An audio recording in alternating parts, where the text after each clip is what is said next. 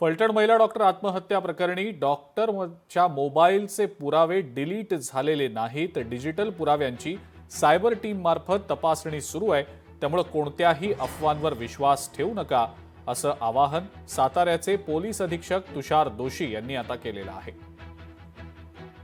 याच्यामध्ये मी परत एकदा सांगू इच्छितो की विक्टीम यांच्या घराची ऑफिसची सर्च ही योग्य पंचांसमक्ष घेण्यात आलेली आहे. तुमच्या सर्व गोष्टी ज्या जप्त करण्यात आलेल्या आहेत त्यात तपासामध्ये अशी कोणतीही वैयक्तिक डायरी मिळालेली नाही.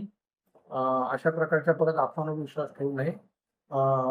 आमची जी काय योग्य प्रक्रिया आहे त्याच्यानुसार तिथे मिळालेल्या ज्या गोष्टी आहेत त्यांची तपासणी करून त्यातमधून पुरावे घेणं चालू आहे. परंतु अशी वैयक्तिक डायरी, वैयक्तिक नोंदी किंवा त्याच्यामध्ये कोणत्याही प्रकारचं दैनंदिनी अशी कोणतीही गोष्ट मिळालेली नाही. लोकशाही मराठी ऐका, पहा, जागरूक रहा.